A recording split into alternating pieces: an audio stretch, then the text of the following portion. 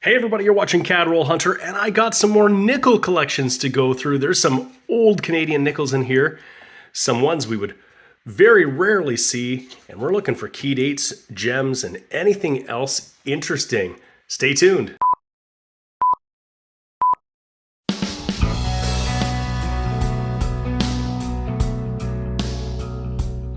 Hey everybody, this is James and you're watching my channel Cadroll Hunter. A little while ago I showed you some penny albums that I got. In that same purchase I picked up these nickel albums and I've been dying to get in them. There are some very old Canadian nickels in here. You can see some King George V. We've got some chromium plated steel war nickels, some Tomback nickels, and we got some bright and shiny gems. We've got 3 Whitman folders here. These ones go from 1922 to 1960. So 1922 is the first year that Canadian 5-cent pieces were made of nickel. Prior to that, they were silver and much, much smaller. And so we're going to get a chance to see some oldies in here. And I've got 2 of these ones and then one that is unmarked that looks to be the newer coins in somebody's collection. So lots of things to look for. There are a few varieties we want to see if we can find in here, and maybe anything in better condition. I think like what we did with the pennies, we'll have a look at these King George V, and we want to see if there's anything in better than average circulating condition. And with these albums, you just never know because the reverse of the coin is facing out and the obverse is hidden. So particularly we want to look at the features on the effigy of King George V to see what condition or grade the coin would be in. So let's start pulling these out and we'll take a quick look at the features of the coin we want to look at when we're determining the grade. So I always have my Charlton Standard Catalog handy and I use the grading guide that is in here specifically for George V, and this is for all denominations. So this is the same guide we used when we looked at pennies. The obverse design is the same on the George V issues. And grading is a bit art and a bit science, and it's somewhat subjective, and there are so many different factors to consider. So we're going to typically look at the high points of the coin and we're going to determine where, but it makes a big difference. So here is the in the catalog, the years from 22 to 1936, and the difference between a VG8 and a VF20 can be from like 5 times, 50 cents to 250, or maybe even more. If it's an EF40, you can see that these coins are going to be $15 or $20 coins all day long. So if we can find one in a higher grade in here, that's a huge win because I just paid essentially face value for the whole collection that included these albums. It was a great, great deal. But if we've got one in here that's in a better than average condition, it's going to be a phenomenal deal. On King George V coins, the high points that you want to look at are the bands, pearls, and jewels of the crown, the mustache and beard to the right of the ear, the eyebrow, ear, and nose, and the order of the garter ribbon bow. The more circulated the coin, the less detail and definition you're going to find on these devices. They're going to be smoother, rounded, and in heavily circulated condition, some of these features will be completely gone. They'll be worn right down. If we find some coins that have lots of detail and definition in these areas, we've got a higher grade coin. And the Charlton Catalog Grading Guide will tell you specifically what you're looking for in each grade, which is really, really helpful. So we don't have to look too far to see that we are missing some of the key dates. It's hard to know if these were pulled by a dealer or a buyer, or if the collector who had these albums just never found them and never filled these spots. That's not unlikely. The 1925 is the hardest one to get for sure. Mintage just over 200,000. The 1926 Far 6 is another variety that's hard to find, but the 26 Near 6 is also lower mintage. That's under $1 million. And the 1948 is the other key date. We don't have that either. But there are some other harder to find dates. The 1923, just over $2.5 million. And there are some varieties that we can look for. We want to see if we found anything that might have been overlooked, even if somebody pulled the key dates out of these binders. The first thing we want to do is look at this obverse coin. You never know what the date's going to be. Somebody just put it in here to show the portrait of the king. So we'll see if we can knock it out of here. I'm going to just, it's a little hard one-handed, but I'm just going to pop it out from the back. and it is a pretty common 1931, but that's okay. We're going to take a peek and see how these all look. Now here's an old coin album trick here. This 1923 slot here had a coin in it, and you can see there's a piece of paper in there. Sometimes these coins are just a little too loose and they want to fall out all the time. That's the annoying thing about these flips, or these coin books. So what they've done is put a little piece of paper in there just to make it a little bit more snug, and that coin stayed in here. So we got one of everything except for the key dates 25 and 26. We got two of most of them. So here they are lined up from 1922 to 1929, and then again here from 30 to 36. So we got lots of different dates. I've pulled a couple up here I want to show you under the scope. And this first one here is a 1922. And this is a pretty average circulated 1922, a pretty average circulated King George V.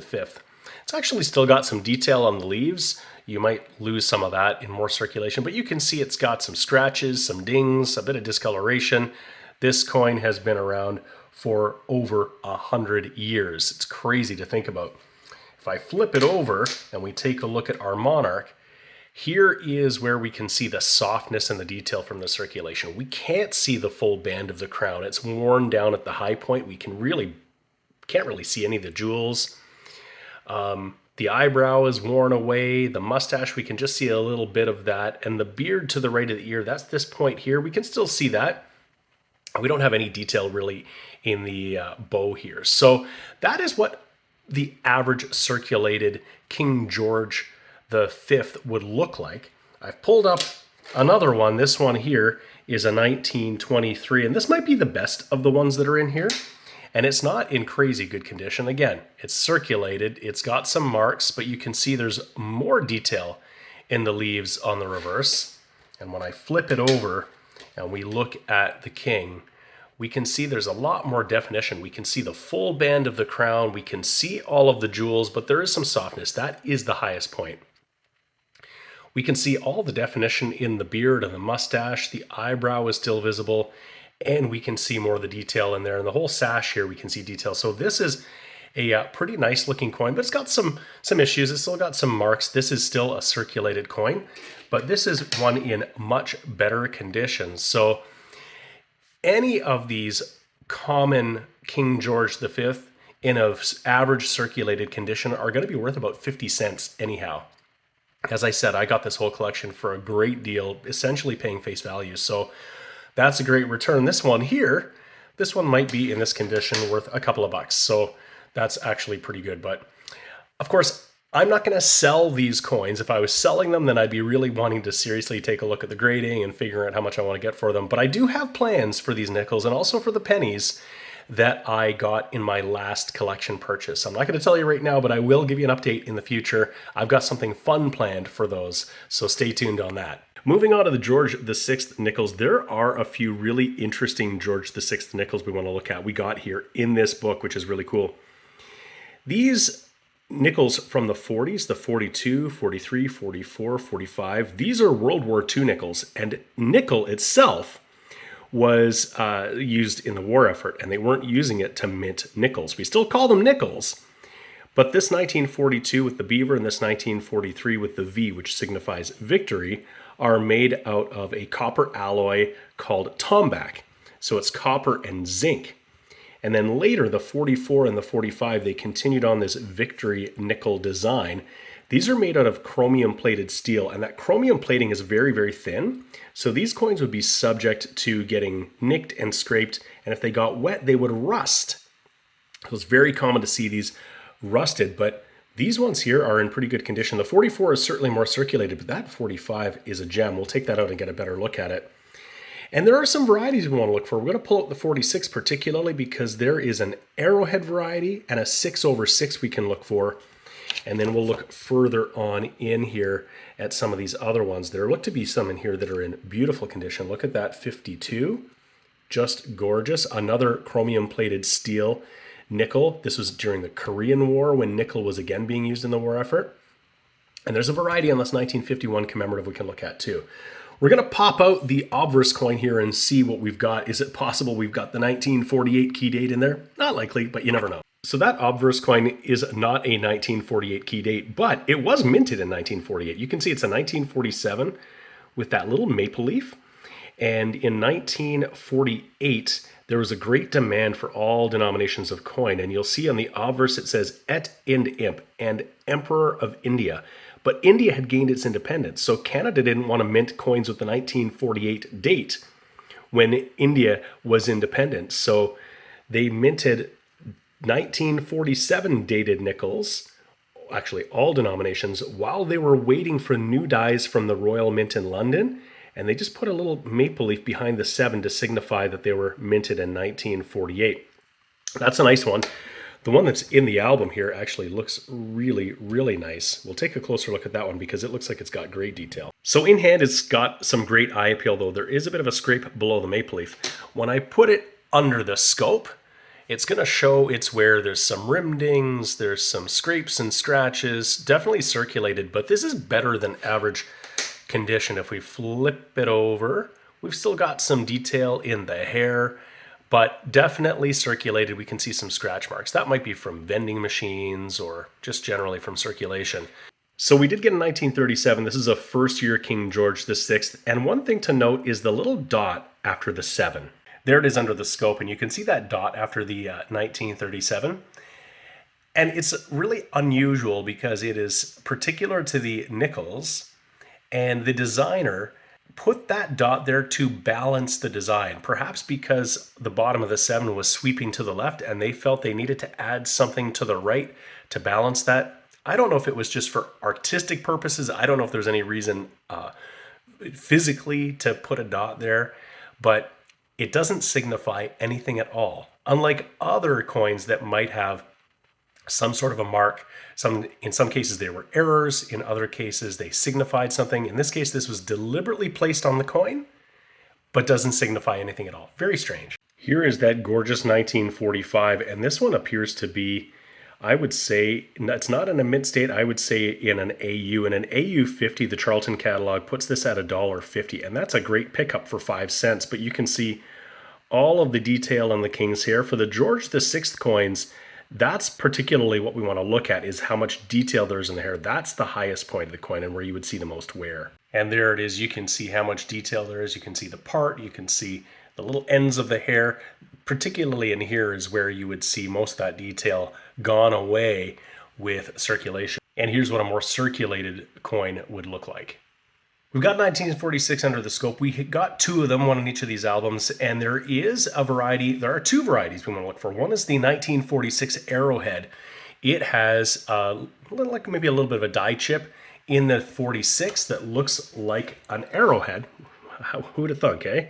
There's a picture from the Charlton catalog. That's what we're looking for there. There's also a 1946 6/6 where this 6 would show signs of having been re-engraved.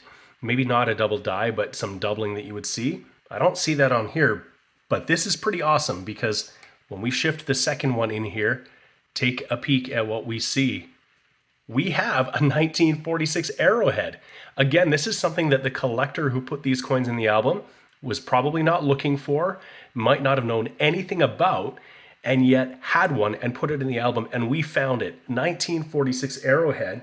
And in the Charlton catalog, in a VF20, this anomaly here takes this coin from a 75-cent coin to a $6 coin just because of that. And we found it right here. That's pretty awesome. So I put that in a cardboard flip and I've labeled it.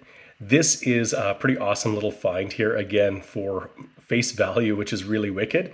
This is why I love picking up collections like this. You just never know what might have been overlooked by another collector, or perhaps even sought out by another collector, and they find their way into my hands, or your hands if you're lucky enough. That is pretty awesome. So I'm going to set that aside. A great addition to my collection. Kind of a minor variety, but it is certainly one to look out for, and clearly they are out there to be found. And speaking of coins that you hope are out there to find, is a variety of the 1947, not the maple leaf. This time we're looking at the 1947 dot. Here's a 47 here, and there would be a little dot by the base of the 7 right here. Not exactly in the same location as the maple leaf, so I don't think it's like a degraded die where the maple leaf wore down. It might just very well have been a die chip, but there were enough of them out there that collectors noted this variety. And I found one in a previous collection. It was actually in a little flip already. It wasn't labeled, so I didn't know why a 1947 common date would be in there until I looked more closely, and it had the dot. We got two of these. We'll check out the other one here. And we don't have the dot here either. So, but again, you just never know. We found one variety already. Who knows what else might be in these albums? Another interesting die variety to be on the lookout for is the 1951 Half Moon on this nickel commemorative. And what you would see is a little bit of a die chip that looks like a half moon below the one in the double date here. We don't have it here, but I found one very recently in a roll of coins from the bank, which is wicked. We don't have it here either.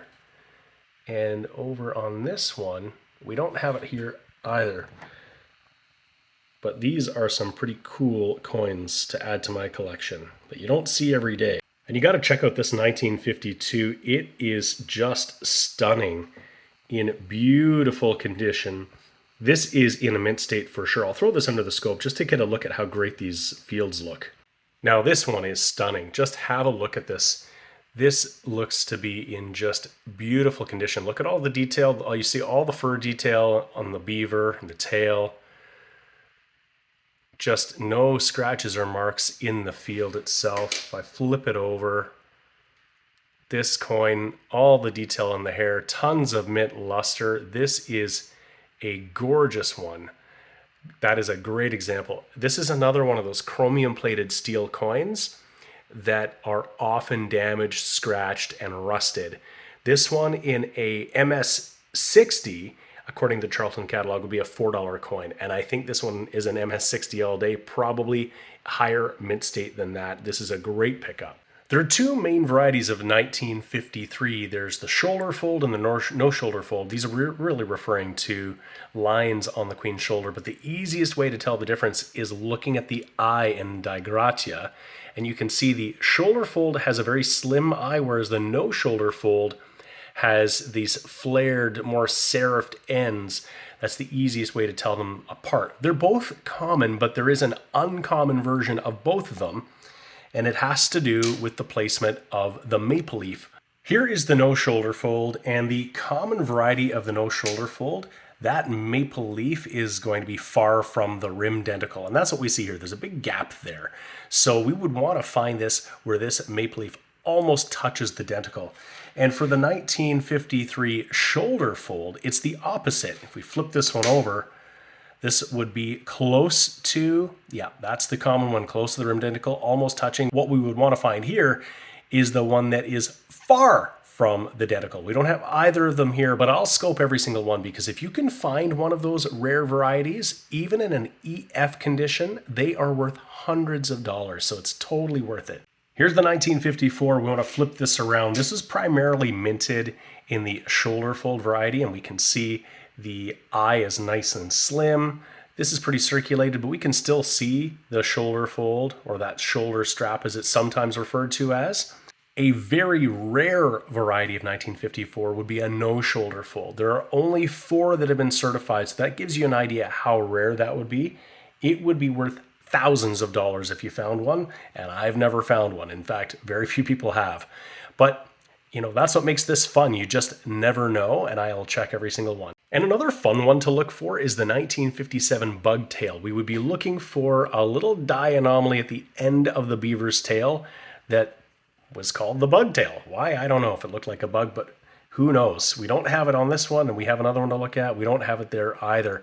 But that would be a fun one. That would be about a $20 coin in an AU condition if you could find one. Great pickup it would be for sure. There's also a double date you can look for on the 1958s. It's one that I often forget to look for, and I haven't found one. That's probably why, I guess.